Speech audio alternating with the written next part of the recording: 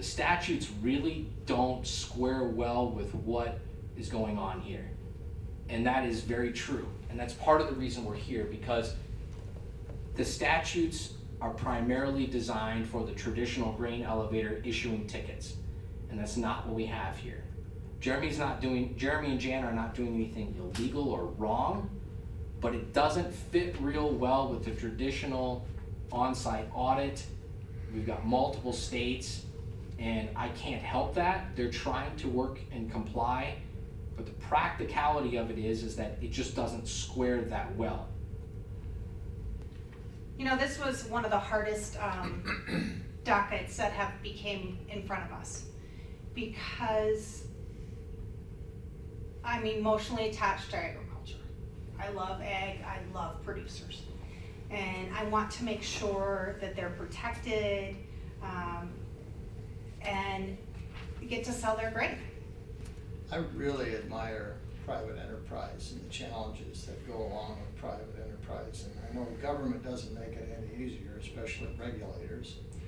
I owned 3 businesses prior to getting into politics, and frankly, I didn't like regulators at all. And now I am one. But the law is, of course, the law, and that's what our responsibility is. I would just say that it's probably best not necessarily to go along to get along, but to follow the law and work with the PUC from a standpoint of working with people and being cordial, as opposing to having animosity between individuals will go a long way for you. And I think that hopefully you've learned that from this standpoint. I really appreciate the fact that the producers have always been winners. You've never had, no one's been damaged or injured. You provide a beneficial service in my thoughts, although it is, yes, it is unique, but legal.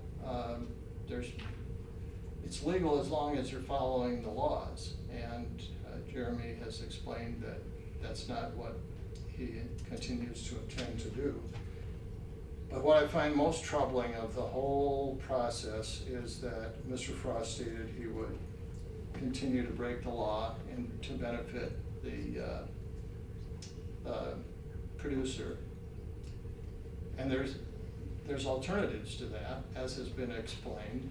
Tell the alternatives that tell the producers that they need to wait longer to present it, or to recontract, to do something different other than to wait past that period of time, or work with the legislature and see if you can get an extra 20 days or something of that nature. But I know you're going to run into a lot of challenges when you do that. I think that before we provide a Class A and a license, and I would propose that there be conditions on it when we do, I believe we need to see operations being completed properly without the bookkeeping challenges. We need to see that the laws are followed and not just skirted, but followed. I know that Jan has said that she'll keep an eye on it. Well, we have to see first to see whether it's done properly or not. And I don't mean this to be a long duration. I could see this going through the first harvesting here and seeing how well you do. And then, frankly, I would, if it's clean, what you've been doing, if you've been following the law, then I would be supportive of a Class A. I am going to support the motion. But I will tell you, this is not where I want to be today. I believe that Banghart, Mr. Frost, Mr. Hardis offer a valuable service to farmers. Provides them with options. We heard testimony that farmers are happy with the service they've gotten. We've heard testimony that it is financially beneficial to farmers, and I'm all about that. 4945-7, the middle paragraph. Upon receipt of an application, insufficient bond is required by 4945-9, the commission may. Legislature didn't say shall, they said may. Grant a license applied for or may, for good cause shown and after notice and opportunity for hearing, and we've certainly done hearing, deny the issuance of the license. As I've said, I believe the financials meet. And so then that comes to this phrase, for good cause shown. And I probably come from a lot of the same place Commissioner Hanson does, in that phrase given to a government entity could be very scary. I mean, I view that as a high bar. It's not, oh, government entity on a whim is gonna deny. That's wrong, that's government run amok. The government entity, in order to find good cause, has to have some very, very significant reasons. And that's what I've struggled with the last week and a half. Are there or are there not sufficient reasons to deny? And after everything, including a lot of what we heard today, I've come to that conclusion. So why have I come to that conclusion? Number one is flat truthfulness. I mean, when we had testimony under oath that they were complying with the cease and desist, and then we find out after the fact that that was not the case, we had a real issue with truthfulness. And we can't issue a license to a business that our regulators, our inspectors, and our farmers can't trust. I mean, that's basic. Secondly, is the failure of Banghart to provide accurate information to our staff and to our inspectors. And while I think the financials that we got from the CPA now are certainly much, much closer to the truth, the fact that we went through who knows how many versions of that to try to get to the truth and had to ultimately schedule a hearing to force, that to all happen and come out in the open. We shouldn't have to do that. Our staff shouldn't have to do that. They should be able to rely upon the statements and information from a grain buyer.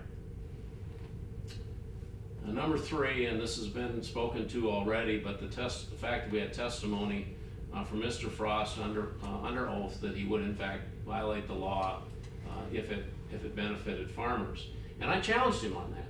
And his response was, well, Jan will make sure that that doesn't happen.